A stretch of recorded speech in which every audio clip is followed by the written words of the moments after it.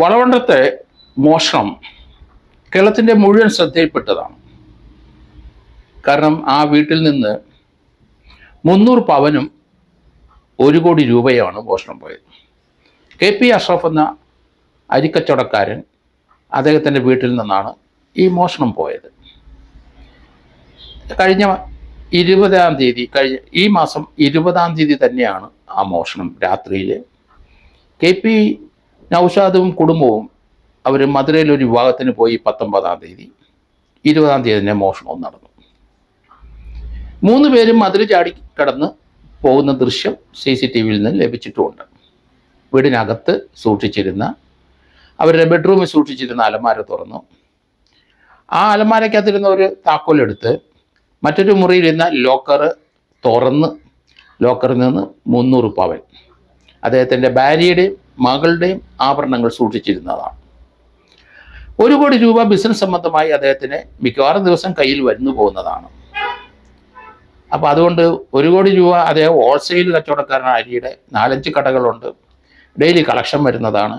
ചില ദിവസം ബാങ്കിൽ നേരിട്ട് അടയ്ക്കും, അല്ലെങ്കിൽ അടുത്ത ദിവസം അടയ്ക്കും.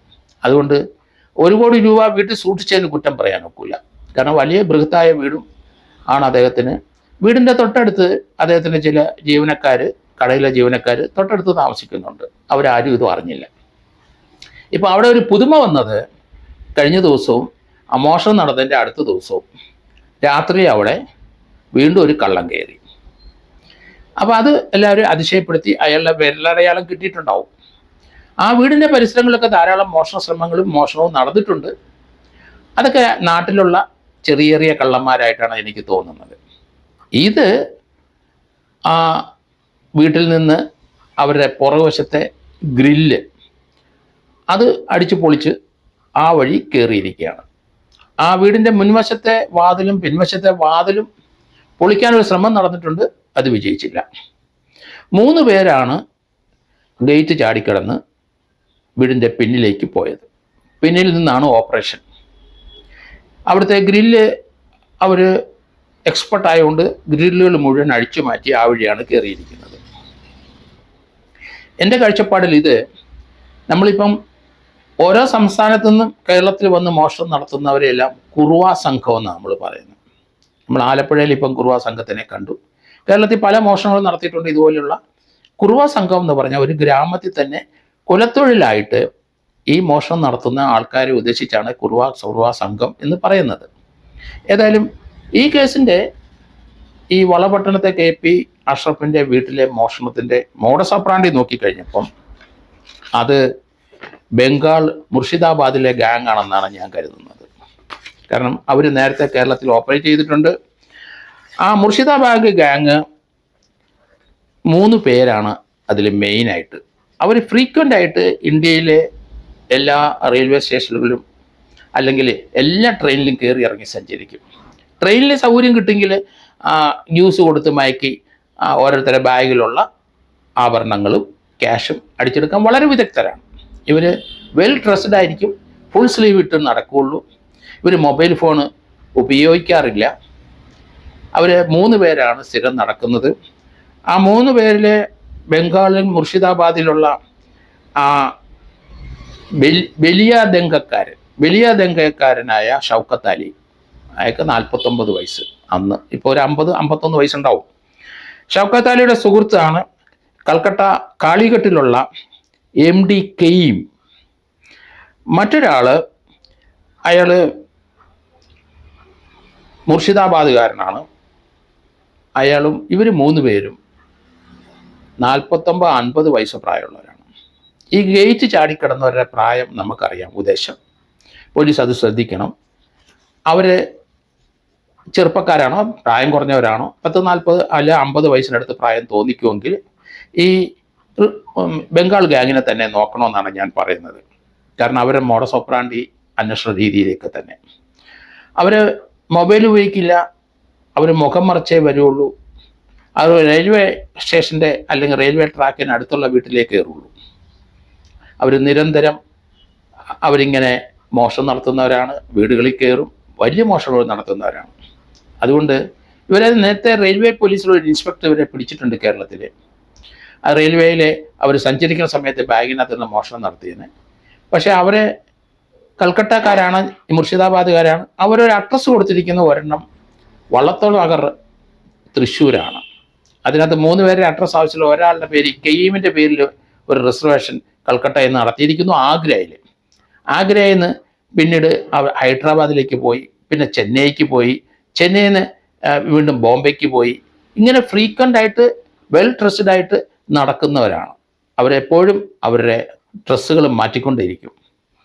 ഇപ്പം ഇവിടെ ഈ വളപട്ടണത്ത് ആ പോലീസ് നായെ മണപ്പിച്ചത് അവർ ഉപയോഗിച്ച ആ ലോക്കറിൻ്റെ കീ തന്നെയാണ്. ഏറ്റവും അവസാനം അവരാണ് ലോക്കറിൻ്റെ കീ ഉപയോഗിച്ചിരിക്കുന്നത്. അത് വേറെ ആരും ടച്ച് ചെയ്തിട്ടില്ല. പോലീസ് നായെ അതിന് മണപ്പിക്കുന്നത് ഞാൻ കണ്ടു.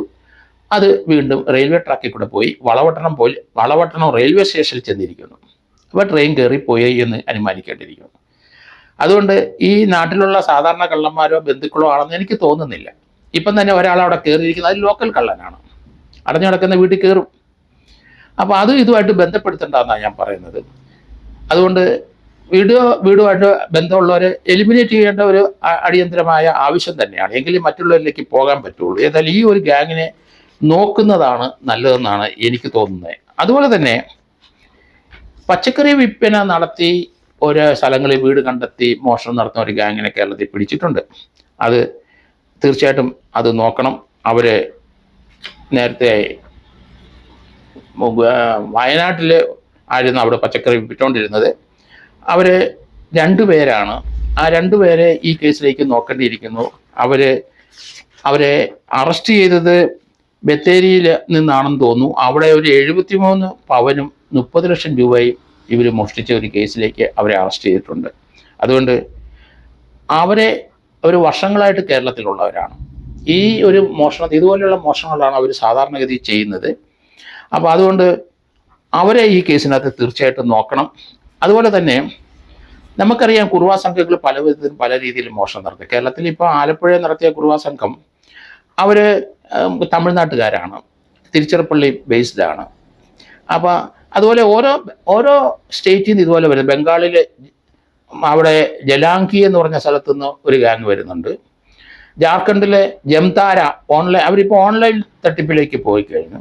ഹരിയാനയിൽ നിന്ന് വരുന്നുണ്ട്, ഷിക്കാപൂരിൽ നിന്ന്. അവർ ഏറ്റവും കവർച്ചക്കാരാണ്.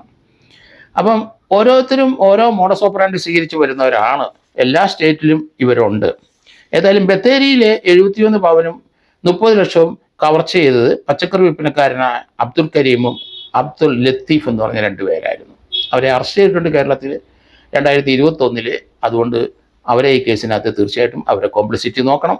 അതുപോലെ തന്നെ തൃശ്ശൂർ പൂക്കുന്നം അവിടുന്ന് ഒരു ബംഗാൾ ഗാങ് വന്ന് ഓപ്പറേറ്റ് ചെയ്തിട്ടുണ്ട് 2022. അത് 38 പവനും 14 ലക്ഷം രൂപ അവിടുന്ന് പോയിട്ടുണ്ട്. അത് ഋഷിദാബാദ് ബംഗാളിലെ ഗാങ് തന്നെയാണ്.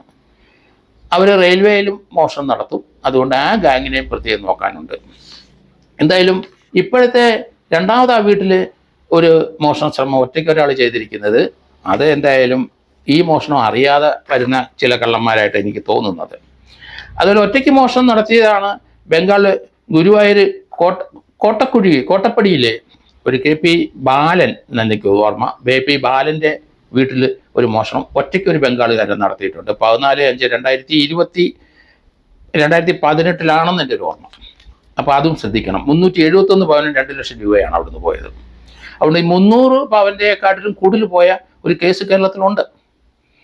അപ്പം പോലീസ് ഈ ഒരു കാര്യം നമ്മളിപ്പം പറയാൻ കാരണം ഈ ഒരു ഗ്യാങ്ങിനെ നോക്കണം. കാരണം ഈ ഇത്രയും 300 പവനും 1 കോടി രൂപയും എടുത്ത് പോയി രക്ഷപ്പെട്ടിരിക്കുന്നത് റെയിൽവേ ട്രാക്ക് വഴി ആയതുകൊണ്ടാണ് ഈ മുർഷിദാബാദിലെ ബംഗാൾ ഗാങ്ങിലേക്ക് നമ്മൾ വരുന്നത്. അവരെ കേരളത്തിൽ പിടിച്ചിട്ടുണ്ട്. അതുപോലെ റെയിൽവേ ട്രാക്കിൽ റെയിൽവേ കൂടെ വന്ന് മോഷണം നടത്തിയ ഒരു കേസിനാണ് അവരെ പിടിച്ചിരിക്കുന്നത്. അവർ വീടുകളിൽ കയറുന്നവരാണ്.